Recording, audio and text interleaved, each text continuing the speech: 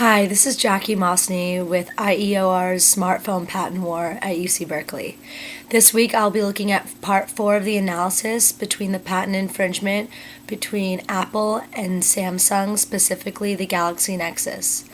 As I've said in the past, this patent was focused on graphical user interface using historical data with field classes, and it is patent number 5,666,502 in the United States. So, in my past videos, I've explained the patent, what the patent was, and why Apple has the right to the patent. Now I'm going to investigate why Samsung, and specifically the Nexus, do not infringe on the patent, and we'll be looking at the read-on of the patent to prove this. So to go back, this patent discusses using historical lifts and retrieving that data. So it's the idea when you type in a few words, if it's either online or on a search or whatever feature it's for, your phone will complete your sentence or word in regards to words that you've already typed in the past. It's retrieving the historical data that was once there. So now to look at all the elements of the claim, let's see where Samsung specifically can go in and try to fight. So to begin, for the read-on, we'll look at Claim 1. That begins with saying a pen-based computer system comprising.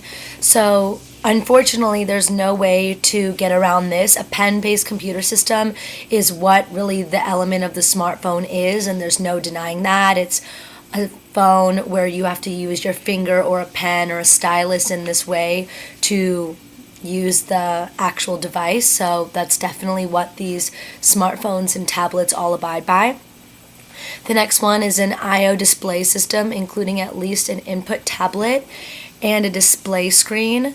So this is also true that it's using an information operation system and that it does have a display screen. A memory system for storing program code and data. I'm not really sure how the Android operates, but I'm pretty sure that they use a memory system for storing program code, or else it wouldn't really function as a device. So that also does abide by Apple's patent at this point. And now it says a CPU for processing the code in accordance with the data.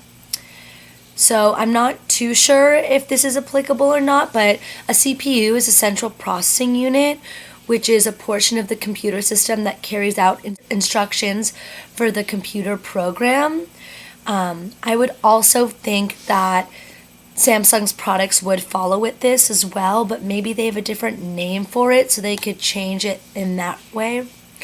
Next comes a plurality of history tables maintained with said memory system, each said history tables corresponding to different field classes. So this may be the loophole. The plurality of history tables corresponding to different field classes can be a place where Samsung can really stand behind their product and say, plurality isn't what we're focused on. We're actually focused on these specific niches. It's not a plurality. And maybe the different field classes as well. Maybe they're saying this only corresponds to one function of the app as opposed to different field classes. Or actually for our phones, these are all considered in the same field classes, a search engine and the online search, or wherever you're typing in information that can be completed by the phone or device. So there definitely are opportunities that Samsung can take to really stand behind their product while using the specific wording of this Apple patent. It will be interesting to see how it really unfolds for all of them. The last part of this claim is wherein when input data via the input tablet into a field of a form being displayed on the said display screen, a list of choices is produced from the said history table for field classes corresponding to the field displayed on the said display screen, which is a really convoluted way of saying that when you do type in a few things, word gets completed based off of your history, which is pretty much the patent in general. So while it's a little wordy, I'm not sure how they can get around it, but maybe they can say we're not using history of words, we're using some sort of intelligence to complete the words based off of the assumption of the mobile device or tablet or music device. So there are opportunities for them to work around it. Also, I was reading a article, and it was a pretty funny way of phrasing that Apple is still trying to sue the world into oblivion with a fresh suit against 17 Samsung devices, infringing on 8 of the Apple patents.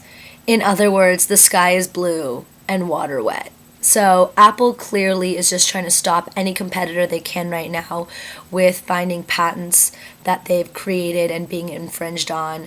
And Apple's in a really good place to do this, so it'll be interesting to see what happens. Thank you. See you next week.